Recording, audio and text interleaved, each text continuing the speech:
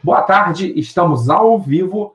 Começou agora mais um episódio do podcast Carro Rentável. E esse é o episódio número 6.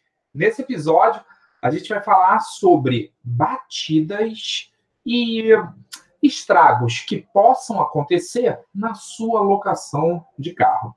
Eu sou o Ronald, investidor Uber. Eu sou o Rafael, investidor Uber. E esse é o podcast Carro Rentável que acabou de começar.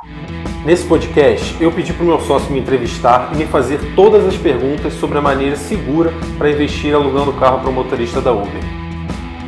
Você vai descobrir que existe uma maneira segura para não tomar prejuízo. Está no ar podcast Carro Rentável. Bom, vamos lá, Rafa. Primeira pergunta que eu trouxe para você é sobre batidas. Certo. Uma das maiores preocupações das pessoas que estão para entrar e estão avaliando se vale a pena alugar carro ou não é o que fazer em caso de batidas. Quais são os mecanismos de proteção e por que as pessoas têm tanto medo? Certo. Bom, as pessoas têm medo, né, de batida porque como o carro vai ser alugado para uma pessoa que vai ficar dirigindo mais ou menos, em média, umas 10 horas, 8, 10 horas por dia, ele está muito mais passível à batida, ou seja, né, ele está muito mais exposto, porque como ele está muito tempo dirigindo, a chance é maior, né? Então, por isso que batida é uma preocupação bastante comum, tá? E tem que ser realmente pensada, né, e planejada como agir caso o seu carro, quando ele estiver em posse do motorista, venha a colidir com outro carro. Certo. E como é que se protege, então? Qual é o primeiro passo que a pessoa tem que fazer? Certo. A primeira coisa que a pessoa tem que fazer é ter um seguro. Por quê? Certo. Porque em caso de batida grave, por exemplo, como perda total, que é quando o carro bate a ponto de não ter recuperação, né, isso se chama perda total, que aí o seguro ele indeniza, né, nessa situação. Então, por isso que é importante o seguro nesse ponto, porque se o seu carro estiver alugado e ele vier a ocorrer, né, a perda total do carro, você está protegido, porque o seguro vai te ressarcir. Esse é o primeiro ponto. Tá. Então, o seguro vai proteger contra a perda total. Isso. Tá. Agora, outro ponto. Se não for perda total, né? Se não for perda total, você tem que ter uma caução. Caução é aquele valor que o motorista te entrega antes de você entregar o carro para ele, e esse valor você vai guardar justamente para caso haja a necessidade de você usar porque o motorista não arcou com alguma dívida. Por exemplo, o motorista, antes de entregar o carro, te deu lá uma caução de R$1.000, certo? Só que aí, quando chegou em determinado momento, ele bateu o carro, né, e deu R$800 de prejuízo, um exemplo. E ele falou para você, infelizmente eu não tenho dinheiro para pagar esse prejuízo. O que você vai fazer? Você vai pegar esses R$1.000 que estão guardados, que é a caução que ele te deu, vai usar para pagar o prejuízo e vai devolver o restante para ele e encerrar o contrato. Esse é o procedimento correto, porque com isso você está protegido de qualquer surpresa como essa dele vir a falar que não tem dinheiro para arcar com o valor da batida, né, e você ter que tirar dinheiro do bolso. Essa é uma outra forma de se proteger, a segunda forma. Certo. Então, vamos lá. Você tem que pedir sempre caução antes de você alugar o carro. Sim. Perfeito. E isso daí é muito parecido com quem aluga apartamento. Sim, exatamente. Porque com um apartamento, como é que funciona? Tem um fiador. Sim. Ou, se a pessoa não tem um fiador, ela já faz depósito de X aluguéis, de 2 aluguéis, de 3 aluguéis. Correto? Certo. Correto. Tá. E no calção, qual é o valor que você recomenda? Eu recomendo um valor de R$1.000 de calção. Tá? R$1.000 é aquela calção ideal, que eu julgo, né, porque é suficiente, porque R$ 1.000 engloba ali até umas 4, 5 multas, dependendo da multa, mais algum prejuízo grande de manutenção, que normalmente um prejuízo grande, né, de batida, manutenção, fica em torno de R$ 800. Então, R$ 1.000 é um valor seguro ali para você ter de calção bom para você, porque você está seguro caso venha acontecer algum prejuízo, e para o motorista também não fica muito inviável, porque se você cobrar uma calção muito elevada, bem mais, um valor maior do que esse, você vai acabar excluindo muita gente aí que é excelente motorista, que paga em dia, mas infelizmente não tem esse valor tão elevado de calção para dar na hora para poder pegar o seu carro. Então, R$ 1.000 é um valor que é bem aceito, né, no mercado pelos motoristas, e um valor que é o suficiente aí para te garantir. Tá bem. E aí você falou que se tivesse um prejuízo alto, por exemplo, de multas, né? Então, em média, multas assim por excesso de velocidade, essas multas mais comuns, está abaixo de R$ 200. Sim, normalmente fica em torno de 130 aqui no Rio de Janeiro. Isso varia, mas a média é 130, tá. 150. Então, com calção de 1.000, você estaria coberto a 5 multas, mais ou menos. Já estaria pré-protegido. Sim. Beleza. Tá, com relação à manutenção, você falou R$ 800. Explica de onde você tirou esses 800 e como que funciona a manutenção. Certo. A manutenção é aquele valor que você vai usar para manter o carro em bom estado. Como, por exemplo, o carro, todo mês, na verdade, pode ser mês sim, mês não também, ele tem que trocar o óleo dele, né, do motor, e o filtro de óleo, que são peças do carro. E então, no mês ali, você vai ter que gastar, em média, ali, uns R$ 100, R$ 150 de manutenção no carro, certo? Se o motorista não te paga, por exemplo... Peraí, mas você vai ter que gastar R$ 100, R$ 150 e o motorista? Não, então, é porque eu não... É porque essa manutenção, vamos supor que o total da manutenção ali foi R$ 200, 100 para você, 100 para o motorista, porque a manutenção é dividida. Isso que eu queria chegar. Isso que eu queria chegar. Então, toda a manutenção, ela é dividida? Sim. E quem não faz manutenção dividida? Aí está tendo um gasto bem maior com manutenção desnecessariamente, e um outro ponto é que o motorista também não tem um incentivo para cuidar melhor do carro. Porque se ele, por exemplo, passa num buraco rápido e por isso o carro dá manutenção, como ele não tem que arcar com esse valor, ele vai acabar, infelizmente, não se importando muito com isso. Agora, por outro lado, se ele fizer isso e o carro der manutenção e ele tiver que arcar com 50% desse valor da manutenção, ele vai pensar 2 vezes antes de fazer isso, porque se ele fizer, ele vai ter que tirar dinheiro do bolso. Né? Certo. Então, por isso que você recomenda que a manutenção seja dividida. Sim, com certeza. Tá. E tem gente que acha o seguinte, que tudo bem, Rafael, mas na minha cidade não funciona a manutenção dividida. Certo. Bom, na sua cidade, primeira coisa a se fazer para realmente saber se funciona ou não funciona, não se basear primeiro no que você escuta ou que os outros falam. O ideal é você fazer um anúncio do carro. O que é um anúncio do carro? Você vai tirar foto do carro, você vai num site chamado OLX e você vai anunciar que está alugando o seu carro para motorista da Uber com manutenção dividida. E você vai esperar ali, em média, uns 3 dias, justamente para saber se motoristas vão entrar em contato com você e se eles irão aceitar ou não a manutenção dividida. Tá? Você conhece algum caso de alguma cidade que o motorista não aceita? Não, tem casos que se escuta falar que a manutenção dividida é ruim, que a manutenção dividida ninguém aceita, só que isso é antes da pessoa anunciar. Normalmente, quando a pessoa vai lá e anuncia, ela acaba achando, sim, motorista que aceita a manutenção dividida. Tá. Normalmente, né? Normalmente. Mas eu perguntei se você já viu algum caso... Não, já de me falaram que não conseguiu. Não, que não conseguiu, não. Não conseguiu manutenção dividida. Não, que não conseguiu, não. Nunca vi, não. Já falei que é o que eu tô falando. Já falou que não conseguiu antes de anunciar. Tá. Mas aí anunciou e conseguiu um motorista. Tá. Então, isso é importante falar, porque às vezes muita gente escuta no mercado, escuta outras pessoas falando, eu sou motorista da Uber, ou eu já tenho experiência no mercado, já alugo e eu sei como funciona.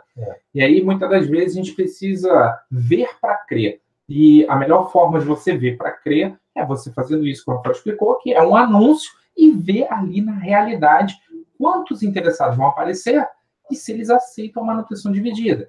E, como o Rafael disse, até hoje a gente não viu um caso de que a pessoa não conseguiu alugar porque ninguém não queria manutenção dividida. Muito pelo contrário, os motoristas aceitam.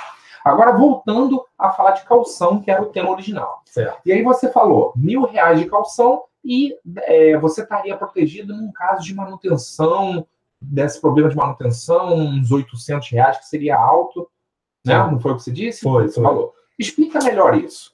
Porque se ocorrer alguma, por exemplo, tem que fazer a suspensão do carro, né, que mais ou menos uns R$ 600, por exemplo, tá? Só que aí o motorista também já tem 3 multas ali que ele ainda não arcou. Né? Bota aí, de R$ 150. Então, 450. 450 mais 600, né? R$ 1.050 de multa. Né? Então, esse valor já está ali. Se você tem R$ 1.000 de multa, você vai pegar esses R$ 1.000, vai abater desses 1.050 e o motorista só vai ficar te devendo R$ 50, que ele vai ter que te pagar. Tá? Agora, se você não tivesse a calção, a sua dívida seria de R$ 1.050. Por isso que a calção é importante também para se proteger nesse tipo de situação. Tá. E aí, uma pergunta que surgiu aqui no chat, que foi bem interessante, que é do Alberlan. Ele falou o seguinte: legal, calção de R$ 1.000, mas e se a calção for menor que o prejuízo? Certo. Se a calção for menor que o prejuízo, o que você vai ter que fazer é pegar o valor da calção, abater, e o valor que sobrar, você vai cobrar o motorista. Ele vai ter que te pagar. Se ele não te pagar, aí você tem que ter um contrato para cobrar o motorista judicialmente. Porém, o ideal mesmo para isso não acontecer é você selecionar um bom motorista de forma prévia, né? Antes de você entregar o seu carro para o motorista. Porque você fazendo uma seleção boa do motorista, a tendência é que a sua locação seja muito mais tranquila e que o motorista vá cumprir o contrato. E outra coisa também é você ir acompanhando o motorista durante a locação. Se você vê que ele está começando já a descumprir o contrato, como, por exemplo, se chega no dia do pagamento e ele não paga, ele paga um dia depois ou 2 dias depois, você já vê que ele está dando sinais que ele não é um bom motorista no sentido de ser um bom pagador, né?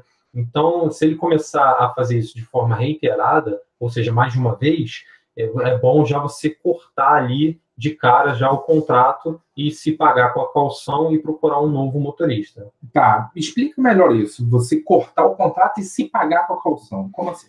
Por exemplo, se você viu que o motorista já está começando a criar uma dívida, né? Qual o ideal a se fazer? Você vai encerrar o contrato. O que é encerrar o contrato? Você vai pegar o seu carro de volta, né? Você vai notificar, vai falar para o motorista que o contrato está encerrado, vai solicitar o seu carro de volta. Aquele valor da calção que você recebeu antes de você entregar o contrato, você vai abater da dívida que ele tem, ou seja, se ele já te deve R$ 450, você vai pegar esses 1.000, vai tirar os 450 e o restante você vai devolver para o motorista.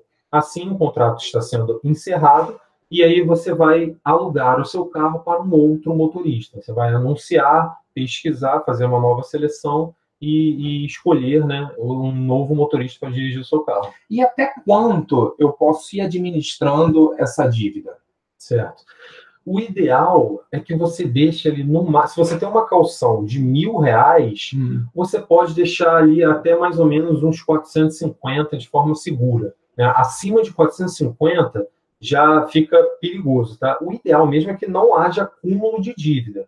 Porém, se o motorista for excelente, o que é um motorista excelente? É aquele que sempre te paga em dia, que na vistoria te leva o carro lá todo bonitinho, cheiroso, limpinho, né? E você julgue que é suficiente você manter ali esse motorista, então você pode, de repente, chegar no máximo até R$ 450, porque aí você ainda está seguro, tem uma margem boa para caso alguma coisa venha acontecer, você utilizar calção para não ter prejuízo. Certo.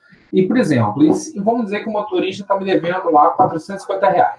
Foram 3 multas que ele tomou eu peço para ele pagar, ele fala, já vou te pagar, depois já tá eu pago. Certo. E aí, 3 multas deu R$ 450. E aí, aconteceu mais alguma coisa que deu mais R$ 50. Certo. Certo? R$ 500. O que eu tenho que fazer? Você tem que fazer o seguinte, você tem que falar para o motorista que ele tem que quitar imediatamente esses valores, pelo menos ali R$ 50 de imediato, no mesmo dia, senão o contrato vai ser encerrado e a caução vai ser usada para abater esses valores devidos e o restante será entregue a ele. Mas tem que dar um ultimato falando para ele quitar imediatamente, senão a partir daí já começa a ficar perigoso de você não ter caução suficiente para pagar algum prejuízo, né? Maior. Beleza. E então, essa caução de R$ 1.000 já deixa, então, o investidor seguro. Sim, já deixa ele mais seguro. Tá. E aí, o assunto do tema de hoje é batidas. Certo. Só que é impossível a gente falar só de batidas sem explicar previamente como se protege, que é justamente o uso da caução, correto? Correto. Legal. E aí, eu te pergunto o seguinte. Por exemplo, meu carro bateu. Tá. Bateu e teve um prejuízo de, sei lá, R$ 1.200, Certo. por exemplo. Certo. Como que eu faço para consertar esse carro? Quanto é que ficam os custos? Quem paga o quê? Como é que funciona? Bom, isso é importante porque é o seguinte, você tem 2 formas de consertar o seu carro. Tá.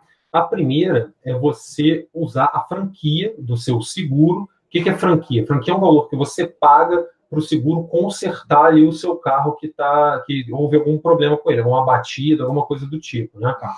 Então, se o valor for 1.200, né, e a franquia do carro, por exemplo, for 1.000, você só vai pagar R$ 1.000 pelo conserto e o seguro vai consertar o restante. Isso é a franquia. Tá. E a outra maneira? A outra maneira é você não usar a franquia do seguro e levar numa oficina da sua confiança e consertar o carro lá, né? Ou seja, o mecânico vai comprar as peças, ou você mesmo compra as peças e leva para o mecânico, e ele realiza o conserto do seu carro. Essas são as 2 formas, tá?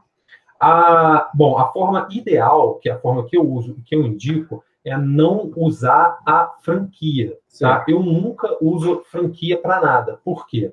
Porque se você botar na ponta do lápis, por mais que você possa vir a pagar um pouco menos, né, usando a franquia para consertar o seu carro, normalmente o seguro demora bastante para fazer esse conserto, né? Então, por exemplo, o seu carro bateu, deu 1.200, você vai pagar 1.000, o seguro vai consertar para você, você só gastou 1.000. Porém, o seguro vai consertar na oficina deles, tem muito carro de outras pessoas para consertar, então seu carro vai ficar lá 1 mês, 2 meses para consertar. Nesse período, você não está ganhando ali R$ 500 por semana que você poderia estar ganhando. Perfeito. Certo? Está saindo muito mais caro. Está saindo muito mais caro. Porque cada 7 dias você deixa de ganhar 500. Deixa de ganhar R$ 500. Perfeito. Agora, se você for botar para consertar na sua oficina, por mais que dê R$ 1.500, você tem que pagar R$ 1.500, é muito melhor. Porque, por exemplo, na oficina, o mecânico conserta em 2 dias, 1 dia, 2 dias. O meu mecânico, quando eu levo o carro para lá, ele é rápido, ele conserta em 1 dia, normalmente, o meu carro. Por quê? Por que o mecânico conserta em 1 dia? Porque ele é rápido mesmo. Eu não tenho nada de especial, não. Ele só é um meu mecânico de muito tempo, mas eu levo nele, ele vai lá, conserta o meu carro rapidinho e me devolve. Ele é rápido, é por isso que é bom ter um bom mecânico de confiança. Mas, normalmente, mesmo por mais que não for um mecânico de confiança, nada, o máximo que ele vai demorar ali é 3 dias, 4 dias, normalmente, né? Então, é muito mais rápido do que se você usar a franquia para consertar o seu carro. E isso é um erro bastante comum aí, que muita gente comete, que é pagar um pouco menos para poder consertar o carro, mas, em contrapartida, não ganhar todo esse valor aí de aluguel que poderia estar ganhando. Certo. E batidas menores? Vamos dizer que o carro está com o motorista e, sem querer, ele deu uma batidinha e, não sei, um amassado, vai. Certo. Vamos lá.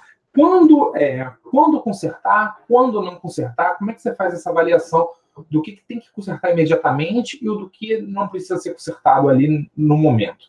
Se for um amassado, né, que altere, que prejudique a pintura, por exemplo, bateu, amassou e raspou, ficou aquela pintura raspada, né, falhada, aí o ideal é consertar logo, porque é uma coisa mais cara, não é só amassada, tem que desamassar, certo, pintar, etc.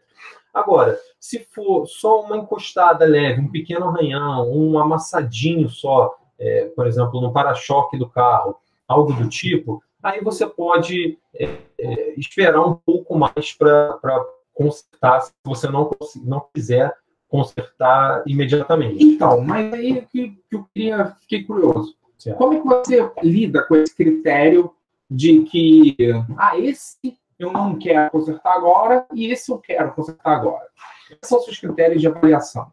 É o tamanho e a dimensão da batida, do arranhão. Se for uma coisa boba, como, por exemplo, um arranhãozinho, aquele arranhãozinho que fica quase transparente, que não dá para ver, que não altera a pintura, ou um pequeno amassadinho também, que você tem que fechar seu olho para ver, né? Não ver tão de longe, nada do tipo, aí eu deixo um pouquinho para frente, não conserto necessariamente imediatamente, não. Agora, se for um amassado, que aparentemente você de cara já vê, né? Ou um arranhão que já tira um pouco da tinta do carro, aquele arranhão mais profundo. Aquele que parece até que foi riscado com chave. Você vê até um cinza, assim, exatamente, da linha. Esse tu conserta. Esse sim. Esse é bom consertar na hora, porque esse é um pouco mais caro para consertar, né? E aí, quem paga?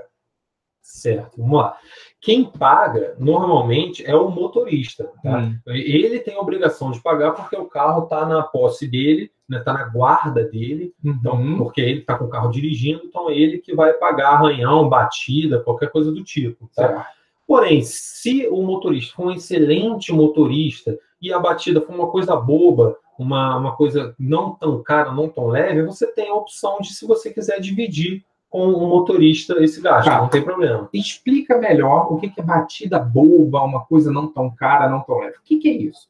Que situação é essa? Certo. Essa que eu dei esse exemplo primeiro. Se for um amassadinho, um arranhãozinho, uma coisa que você não consegue ver direito, não consegue perceber assim nitidamente, esse tipo de coisa também você pode, se você quiser, você pode dividir com o motorista esse valor, né? Agora, a responsabilidade de consertar o carro na batida, arranhão, moça, qualquer coisa do tipo, é do motorista.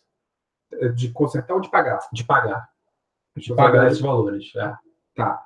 E, por exemplo, só da pessoa usar o carro, só de eu sair com o carro na rua, deixar o carro estacionado, for fazer o que eu tenho que fazer, voltar, só de usar o carro no dia a dia, sempre tem uns arranhõezinhos no para-choque. Certo.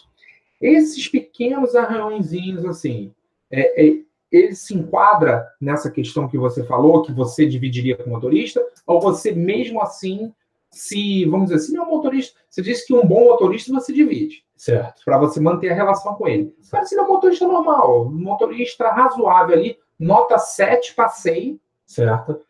Se ele é desse perfil, é normal, nem fede nem cheira. E esses arranhõezinhos assim do dia a dia, o que você faz? Tá, não, beleza. Foi uma boa pergunta pelo seguinte, isso aí já é um outro ponto. Por quê? Porque os arranhões do dia a dia, eles são um desgaste também natural, não só do carro, né, de qualquer pessoa usasse o carro, ele já teria esse desgaste, mas também do investimento. O carro, ele vai sofrer um desgaste natural, né, inerente a ele estar na rua, né? Por exemplo, ele vai ficar lá rodando 10 horas por dia, 8, 10 horas por dia, ele vai desgastar. A maçaneta vai abrir e fechar, porque muita gente vai entrar e sair do carro. Então é normal que algumas coisas no carro se deteriorem, né? Certo. Então, essas coisas, por exemplo, a maçaneta, que perde a tinta ali. Pode pegar, né? Pode pegar. O banco vai ficando gasto, o tapete vai ficando... vai perdendo a borracha um pouco, né? O volante vai ficando com aquela marca de mão que você pega ali, né? Ele vai desgastando. Exatamente. Esse tipo de coisa aí eu não cobro do motorista porque eu levo na razoabilidade, né? Eu acho que é razoável esse tipo de coisa acontecer. Eu já espero que isso aconteça com o carro, porque esses pequenos desgastes fazem parte do negócio, tá? Mas Mas agora, esses outros que a gente estava falando, não. Esses outros, como a batida, amassado e arranhão, moça, esses sim. Esses aí são de responsabilidade do motorista. Tá. Você já viu, aqui no Rio de Janeiro tem muito, uma árvore que cai amêndoa. Sim. E aí caem umas amêndoas, cara, sem brincadeira. Não tem nada aqui que eu possa mostrar, mas, cara, é um negócio redondinho, assim. É. E tem umas que até sai um líquido vermelho, né? Parece uma tinta, mas não é. Da própria flor, não sei se é flor. Enfim. Então, por exemplo, às vezes cai amêndoa no carro, certo? O motorista limpa, mas fica uma mocinha muito sutil. Isso daí é culpa do motorista? Entra no meio a meio? É inerente do carro? Como é que você avalia? Isso aí depende. Depende. É mais complicado. Porque é o seguinte, se eu exigir que ele deixasse o carro só na garagem, né, para pernoitar, então, se for uma amostra, se for uma amêndoa grande, que caiu lá do alto e fez uma amostra grande, que às vezes acontece, alto, pequeno. Aquelas pequenininhas não estão aparentes, não. Essas aí, esse tipo de coisa assim, pequenininha, que não vão me dar prejuízo, não cobra do Você releva. Isso releva. Agora, se for uma coisa maior, sim. Entendi. Eu tenho que ser sempre na razoabilidade, né? Entendi. Você analisa a situação de acordo com o perfil do motorista, com o tamanho da moça, né? Sim, com certeza. E visualmente você olha para ver se aquilo mesmo está atrapalhando o carro, está enfeiando o carro. Sim. Porque na Uber precisa também o carro receber uma nota boa por conta da aparência. Sim, com certeza. Com certeza. Beleza. E aí, a próxima pergunta é sobre o conserto do carro. E aí você falou, beleza, a gente já sabe quem paga, então cada situação é tratada de forma individual, certo? Mas o conserto, você tem que parar o seu dia para pegar o carro e levar lá para consertar. E se você estiver trabalhando, se naquele dia você tiver uma responsabilidade, como que você faz? Certo. Eu não pego o carro para levar na oficina, tá? Quem faz isso na prática é o motorista, então, ou seja, ele está com o meu carro dirigindo, aí ele me liga e fala assim, ei, Rafael, o carro começou a apitar aqui, eu acho que já está na hora de trocar essa pastilha de freio mesmo, né? Porque que faz aquele barulhinho, ferro com ferro, tipo de ônibus, né? Aquele apito. Aí, tudo bem. Se tiver realmente que trocar a pastilha de freio, ele não vai me devolver o carro, eu vou pegar o carro e levar na oficina. Isso não é bom para mim, eu vou ter que perder tempo, eu vou ter trabalho, e não é bom para ele, porque esse procedimento vai demorar muito mais para o carro ficar liberado e ele voltar a dirigir e fazer dinheiro. Então, como que eu faço? Eu falo para o motorista levar o carro no meu mecânico de confiança. Por quê? Porque aí eu tenho certeza de que a pessoa que está fazendo a manutenção está botando a peça realmente uma peça boa, está cobrando só aquilo que realmente tem que ser cobrado, tá? Então, por isso que eu nunca deixo um motorista, falo assim para ele, conserta aí e depois me manda a nota. Não dá para fazer isso, porque eu não sei aonde ele vai consertar, não sei que peça ele está botando. Então, eu sempre falo para ele levar o carro no meu mecânico e lá faz o conserto do que seja necessário, né? Entendi. Ou seja, você sempre otimiza, tanto para você quanto para o motorista. Isso. E nunca você leva o carro, sempre ele. Sempre ele. Porque isso é muito bom para o investidor, que não precisa dedicar tempo para poder fazer o negócio andar. Sim, com certeza, com certeza. Já otimiza o investimento. Né? Otimiza. E aí, a próxima pergunta é o seguinte, então ele leva no seu mecânico. Certo. Legal. Só que a gente sabe que tem muitas mulheres que estão entrando nesse investimento. Certo. E primeiro, cara, eu não posso afirmar que todas, mas a grande maioria das mulheres não são ligadas em carro, não entende de mecânica e muitas vezes não tem um mecânico de confiança. Certo. Como que essa pessoa ela pode se virar? Seja a maioria mulher, mas às vezes tem homem também. Eu, por exemplo, nunca fui muito ligado também em carro, nem gostei. Só depois que a gente começou a fazer essa questão de aluguel que eu comecei a aprender mesmo, já no investimento. Sim. Mas tem pessoas que, cara, não entendem de mecânica e querem investir e não tem mecânico de confiança. Como que essa pessoa pode fazer? Certo. Isso é interessante porque é o seguinte, você não precisa entender nada de mecânica para entrar nesse investimento. Quando eu entrei também, eu não entendi também nada. Eu fui aprendendo com o tempo. Certo. O importante é realmente você ter ali um mecânico que você possa confiar que vai fazer o que realmente o carro está precisando. Certo. Agora, se você não tem um mecânico de confiança, o que tem que ser feito? Você pergunta para quem você confia, como um amigo, um irmão. Às vezes um pai de amigo. Pai de amigo. Você fala assim, você tem um mecânico de confiança que você já faz? Com certeza vai ter alguém ali no seu meio que já tem algum mecânico ali que ele conhece e vai poder te indicar. Aí, com esse mecânico, você vai lá, leva o carro, experimenta, vê realmente se você se adapta, se gosta ali do mecânico e já pega ele aí para ser o seu mecânico de confiança. Assim que você consegue. Foi assim que eu consegui, inclusive, o meu. E outra dica boa também é conversar com o mecânico, né? Porque eu lembro que aqui em Botafogo, quando a gente estava começando, eu fui levar no mecânico lá em Botafogo e eu estava com Fiesta, e aí eu liguei para você, eu não lembro o que foi, para te fazer alguma pergunta. Aí você falou, não, leva lá no endereço tal, tal. E quando eu cheguei com o carro lá, o mecânico foi me atender, eu falei, não, tudo bom, ó. Eu sou o cara que aluga carro para motorista do Uber, lá do Rafael. E o mecânico falou assim, Rafael, sei sim, beleza. Deixa aí, e agilizou tudo rapidinho para mim. Sim. E conta aí, como que você conseguiu isso e que dica que você pode dar para que as pessoas também consigam isso? Se você for levar o carro, a sua primeira vez, você leva o carro, conversa um pouco com o mecânico, você se interessa um pouco ali pelo que está acontecendo, aí depois você vai voltar novamente com outro carro ou com o mesmo carro futuramente, você conversa novamente, vai criando uma relação ali mesmo, e depois, conforme você for levando o carro, o mecânico já vai ver que é vantajoso também para ele adiantar o seu lado, né? E assim cria essa relação aí de vantagem para os dois. Então, assim que hoje em dia, porque agiliza os meus carros, porque eu sempre levo os carros nele, né? Então, ele sempre tem carro meu assim, quando precisa, claro, indo nele. Então, por isso que já me dá essa preferência, já me agiliza, né? E outra coisa que eu ia complementar é que, cara, muito pouca parcela da população está alugando carro para Uber. Sim. Então, quando você fala para o seu mecânico que você faz isso, isso daí já é um puxador de conversa. Sim, com certeza. É natural que o mecânico ele queira falar, cara, que interessante, mas como é que é? A conta é que é? E aí você vai conversar e vai falar para ele que você faz isso. Sim. E as chances são que o mecânico ele vai lembrar de você. Sim, com certeza. Então, de repente, no primeiro contato, você fala, olha, você já diz a sua intenção, estou começando a alugar, esse é meu primeiro carro, estou procurando um mecânico de confiança. Quem me indicou a você foi o José, que na verdade o José é o pai de um amigo seu que sempre leva lá. E aí você conversa com o mecânico, e aí você pega, porque o mecânico também ele quer um cliente, né? Sim, com certeza.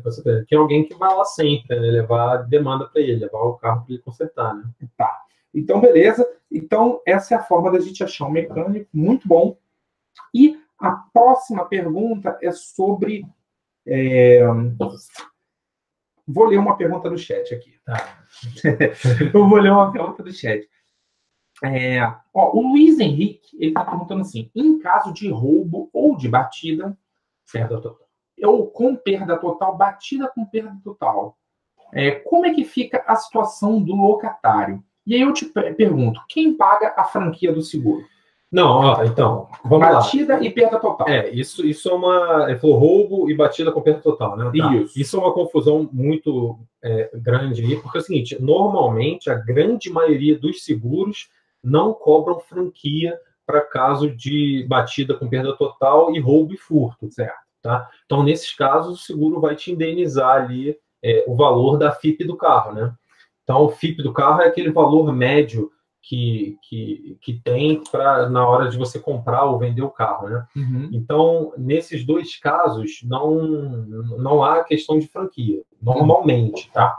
Agora, a questão do locatário, o contrato vai ser encerrado porque o objeto do contrato, que é a locação daquele carro, acabou, sumiu. Então, ele não está mais disponível, né? O que é isso? Por exemplo, você tem um contrato ali falando que você vai alugar um carro para aquela pessoa, né? Correto? Se aquele carro não existe mais, seja porque ele sofreu uma perda total, seja que ele for roubado, aquele contrato ele se encerra, ele some. Então a sua relação com o motorista também se encerra. Muita gente tem essa dúvida mesmo, acha que tem obrigação de dar um carro reserva ou não.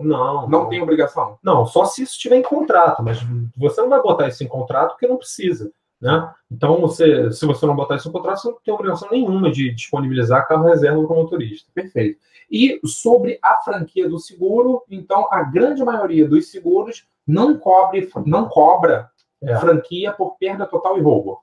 Por perda total e roubo não. Tá. E a gente fez um episódio completo sobre seguro. Sim. Que foi o episódio número... Não faço ideia. Eu sei, foi o número 4. Depois você assiste aqui nessa série, episódio número 4, foi exclusivo só de seguro, e aí você pode descobrir como que você pode achar um seguro ideal para esse tipo de investimento, tá bom? Sim. Vamos lá. E a próxima pergunta é o seguinte: como que eu posso provar que a culpa daquela batida ou daquele prejuízo no carro é do motorista? Tá, vamos lá. Na verdade, você não tem que provar, tá? Por quê? Porque a responsabilidade de batida tem que ser de quem está em posse do carro, para quem você entregou o carro, que é do motorista. Certo. Ou seja, você vai pegar o seu carro, você vai deixar o carro ali com o motorista, e você não vai ter como saber se a culpa foi dele ou não, porque você não vai estar lá com ele. Então, a responsabilidade das batidas tem que ser dele. Agora, se alguém bateu na traseira dele quando ele estava comprando uma coisa na padaria, nem no carro ele estava, o que tem que ser feito? O motorista tem que te ressarcir esse valor e ele cobrar o valor do terceiro. Tá? Nunca pode acontecer de você, que nem estava no local, não viu o que aconteceu, ter que cobrar esse valor desse terceiro que você nunca viu na vida, tá? Tá, o procedimento correto é esse. Então, mas aí é que tá, muita gente está assistindo e pode pensar, mas isso não é normal? Ah, não, com certeza não. Por quê? O que acontece? Pode acontecer, né, disso acontecer, da pessoa bater na traseira do seu carro enquanto ele estava com o motorista, e o motorista ligar para você e falar assim, esse cara aqui bateu no seu carro. Peraí. Tu já viu isso acontecendo? Já aconteceu comigo, inclusive, né? No início.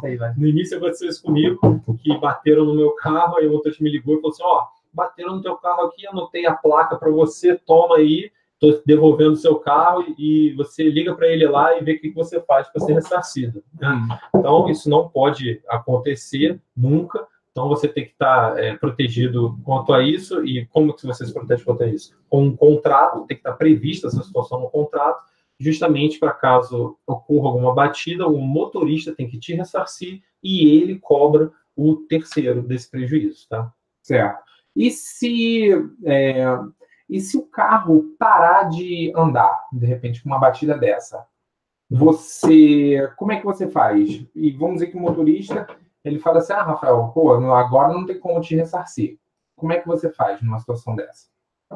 Tá, por exemplo, houve uma batida que o motorista disse que não foi culpa dele. Certo. Só que aconteceu algum problema, o carro precisa ser consertado e ele parou de andar. Certo, o carro parou de andar. Ele precisa ser consertado. Como que você faz essa cobrança do motorista? O motorista ele falou que o outro vai pagar.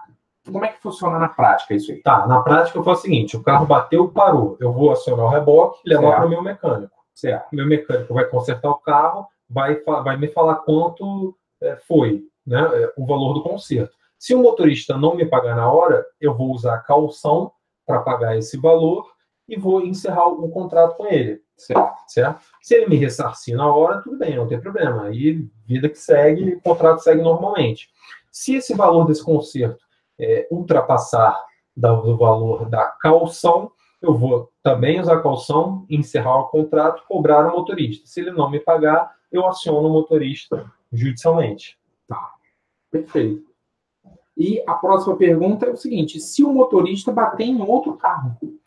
Se o motorista bater em outro carro, o seguro, normalmente, ele tem danos a terceiros, né? Então, ele tem um valor ali que ele oferece, normalmente, para o segurado, justamente para ressarcir veículos de outras pessoas que possam vir a ser prejudicadas por uma colisão. Ou seja, se o motorista está com o meu carro e ele bate na traseira de uma outra pessoa, é só eu acionar o seguro e que o seguro vai fazer o conserto aí desse carro, tá?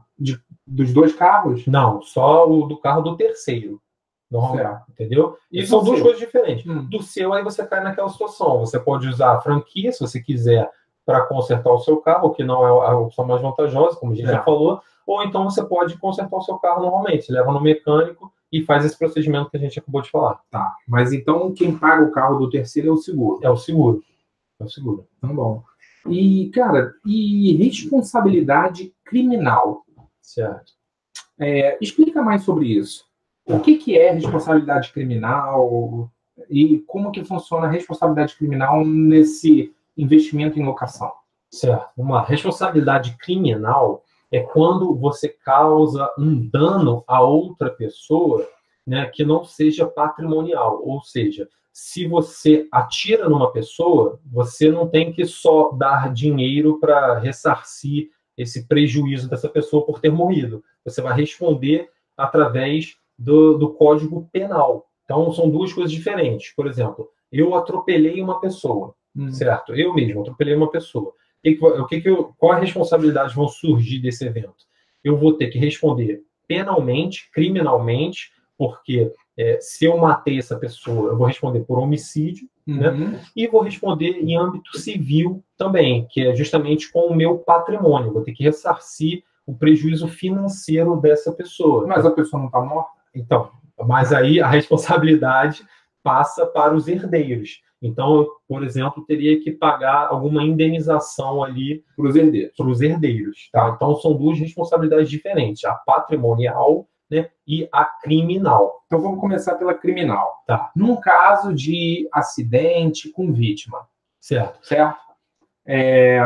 De quem é a responsabilidade criminal? A responsabilidade criminal é sempre de quem comete o crime, né?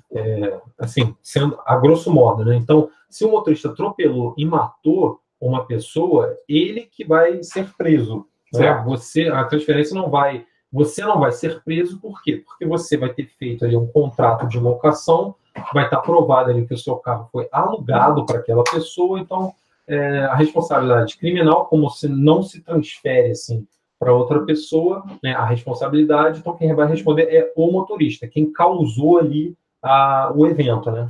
O sinistro. Tá. E responsabilidade civil? Tudo bem. O que é e de quem é a responsabilidade? Explica um pouco mais sobre como que funciona. Tá. Responsabilidade civil é quando eu causo um dano a alguém patrimonial. Por exemplo, se eu bater no seu carro, eu te causei um prejuízo financeiro, patrimonial, certo?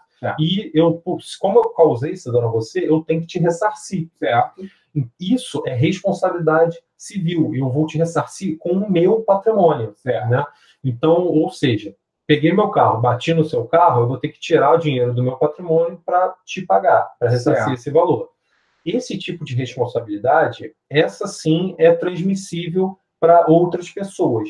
Tá? Como, por exemplo, né, se eu tenho um filho de 12 anos e vai lá, o meu filho taca uma pedra no vidro da janela do vizinho. Tem que pagar. O vizinho não vai cobrar o meu filho, certo? Né? O vizinho vai me cobrar. Por quê? Porque eu tenho responsabilidade sobre o meu filho e que é uma responsabilidade também patrimonial. Então, quem vai ter que pagar por esse valor seria o meu filho, mas como ele é menor, né, no nosso exemplo, vai se transferir a mim e eu vou ser responsável por esse pagamento. E se fosse, só de curiosidade, se fosse, em vez do seu filho, a sua esposa, vamos dizer, maior de idade, aí também entraria? Não, aí é o seguinte, não necessariamente. Aí ela vai ter que pagar, mas como se a minha vai um negócio complexo. Se a minha responsabilidade, como a minha comunhão de bens, se for dividida meio a meio, comunhão parcial, aí de certa forma eu vou estar pagando, porque o patrimônio dela metade é patrimônio meu. Certo. Agora, se ela criar uma dívida muito alta, ela só vai poder pagar com metade do patrimônio do casal.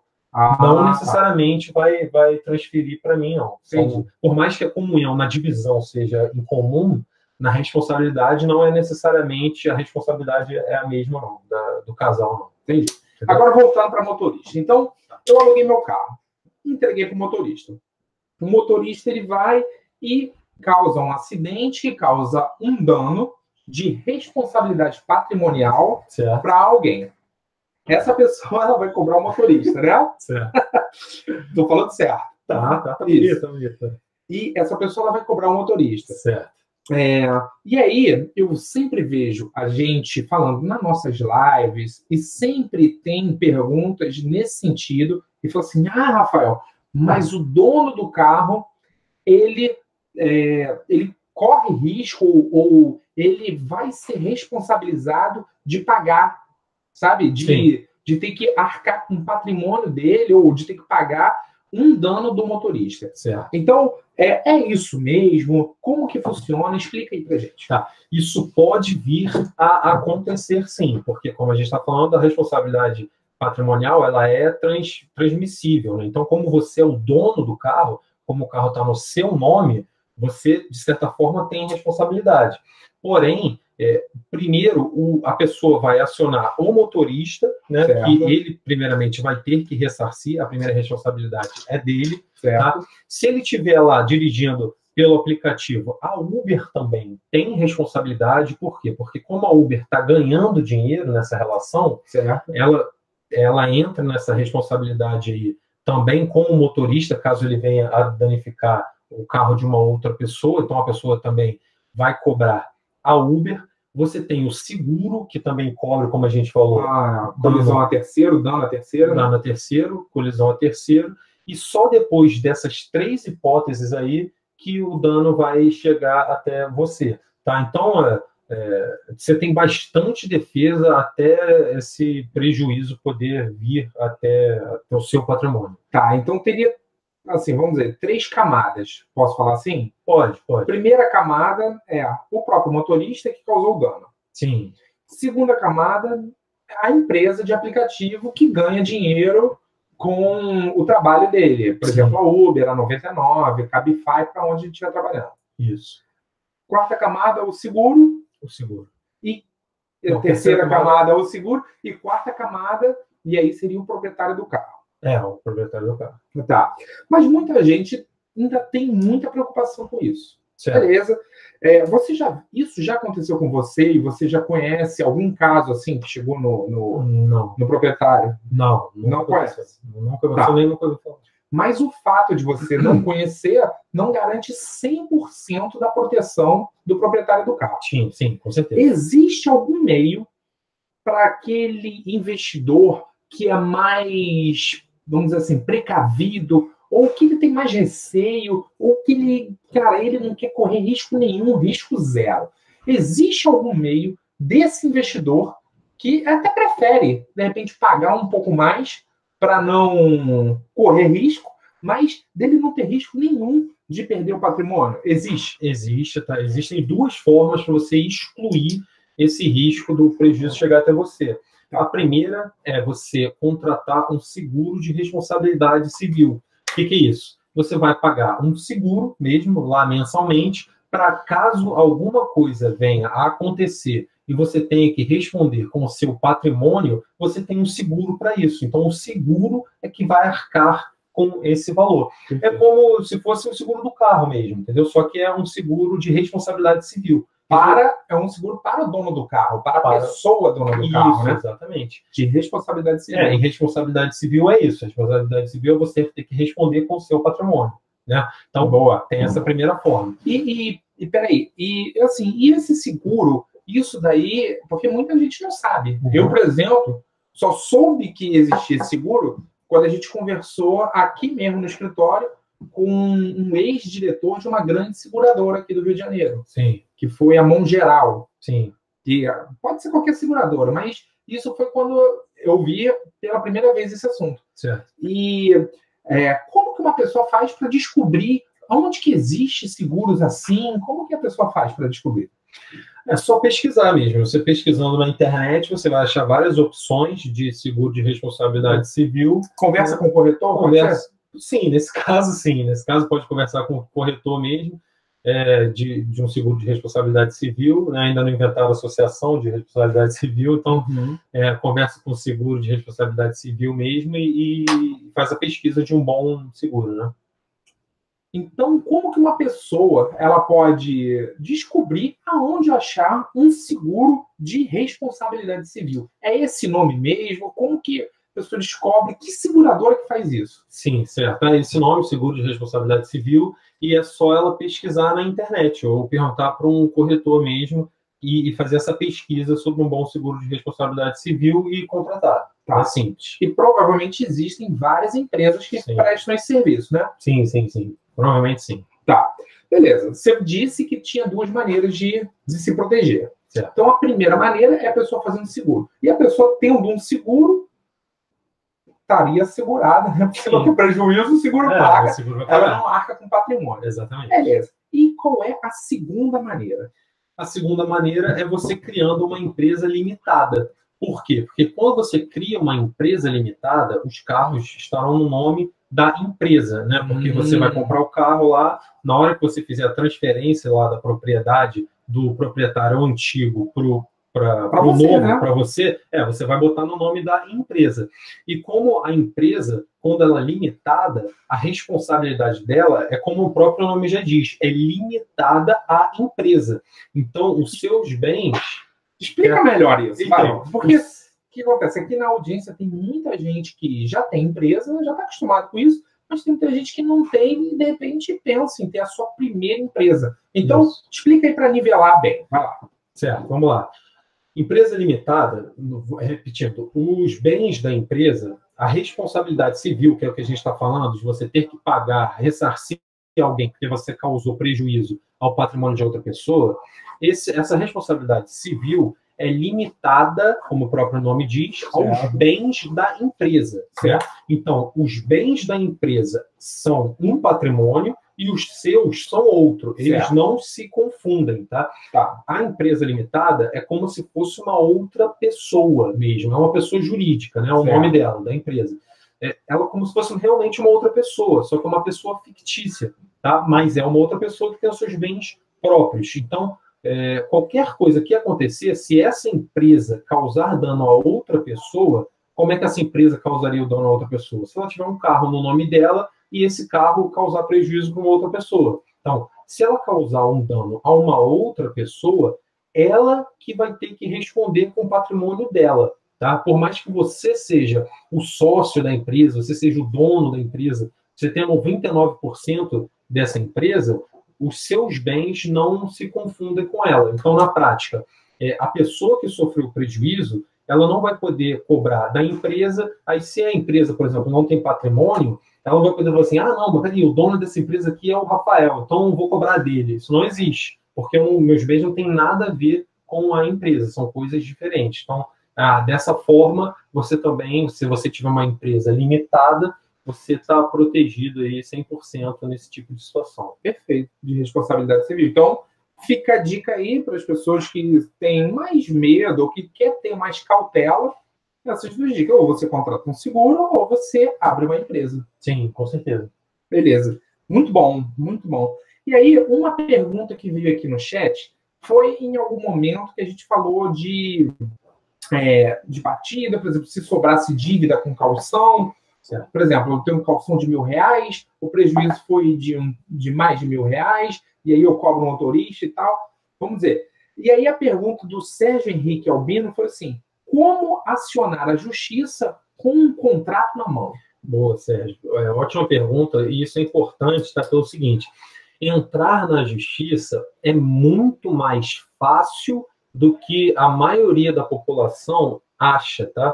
Por quê? Porque é o seguinte, para você entrar com uma ação, é só você, no nosso caso, você vai pegar o contrato, você vai no fórum, né, que é o prédio da justiça, daí da onde você mora, né, e lá você vai procurar o juizado especial, que é um juizado, né, para pequenas causas. Antigamente era chamado de pequenas causas. Ele resolve situações mais simples. Né? Então, não tem mais esse nome, não? Não, mudou. É juizado especial civil agora. Então, o juizado, você vai no juizado, você vai lá falar com uma pessoa que vai te atender, um servidor público, e você vai perguntar, eu tenho aqui um contrato, aconteceu isso, quero entrar com uma ação. Ele vai te instruir, ele pode te dar um formulário, em alguns locais ainda é assim, ele vai te dar um formulário, você vai preencher ali, você vai levar o contrato e os outros documentos que você possa ter, você vai juntar nesse formulário e vai dar entrada na ação. Depois disso, uma audiência vai ser marcada e você vai resolver essa situação. Você não precisa pagar nada para entrar com a ação e você também não precisa nem contratar um advogado, tá? É só você ir lá fazer esse procedimento e pronto. Em alguns locais, na verdade, na grande maioria, esse procedimento é até online, tá? Então, pela internet, você não precisa nem ir ao fórum, você já consegue entrar com uma ação aí sem maiores trabalhos, tá? Normalmente, uma ação dessa leva quanto tempo para ser julgada e decidida? Isso varia. No Brasil, né? Tá, isso varia bastante, não só, isso varia de estado para estado bastante, mas também varia de vara para vara, que é a justiça é dividida em varas, até primeira vara, segunda vara, terceira vara, então o seu processo pode ir para qualquer uma delas, né?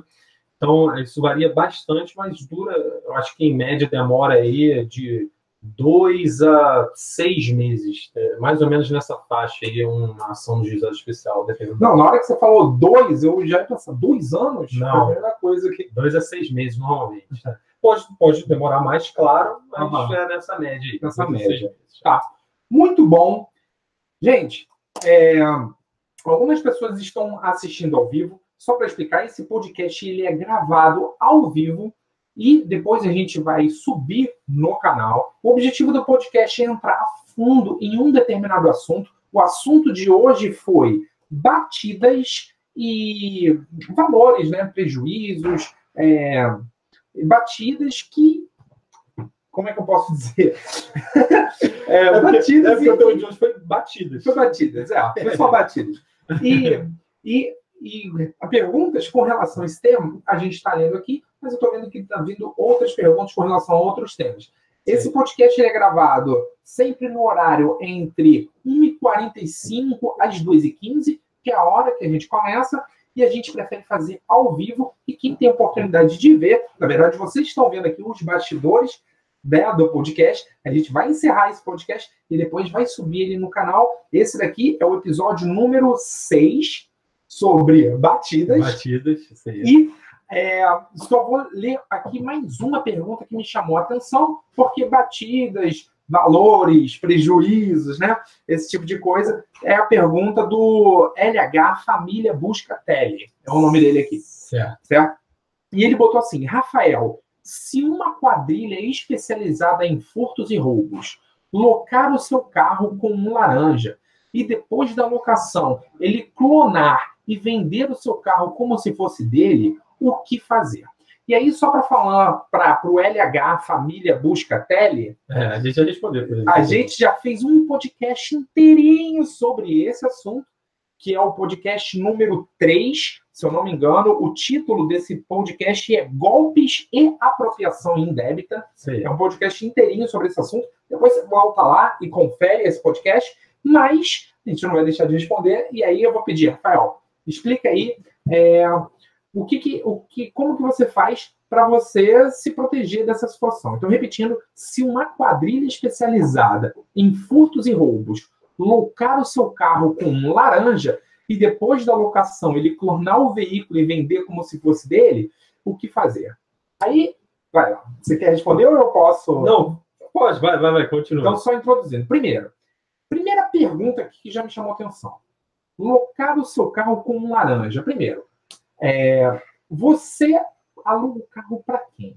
Exatamente. Esse é o primeiro ponto. Eu só alugo o carro para quem realmente vai dirigir o carro e para quem vai me pagar pela locação. Eu nunca alugo no nome de um pai porque o filho vai dirigir, ou de um tio que também vai alugar lá para o sobrinho. Isso não existe, eu nunca faço isso. Eu só alugo justamente no nome de quem vai pegar o carro e quem vai se comprometer pela locação. Tá? Certo. Então, esse daí já é o primeiro ponto.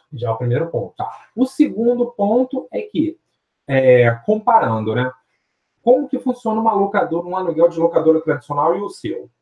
Tem uma diferença. Tá? A locadora tradicional, você pode alugar um carro lá por um mês. Né? Aí você alugou um carro por um mês, a locadora só vai ver esse carro novamente, não depois de um mês, depois de mais de um mês, porque ela só vai entrar em contato com você quando você não devolver o carro, né? E só aí que ela vai se preocupar cadê o carro e correr atrás, em cadê o carro, né? Então, por que acontece tanto golpe assim? Porque o motorista ele tem muito tempo para poder fazer todo esse procedimento, sair do estado, clonar a placa, vender o carro, etc.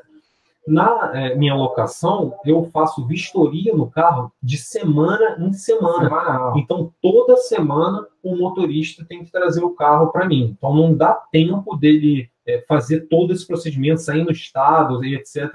Até porque também tem a opção de você botar no rastreador no carro, né? E você fazer uma opção de botar uma cerca elétrica. Primeiro, rastreador... Cerca elétrica? Cerca eletrônica. Cerca elétrica.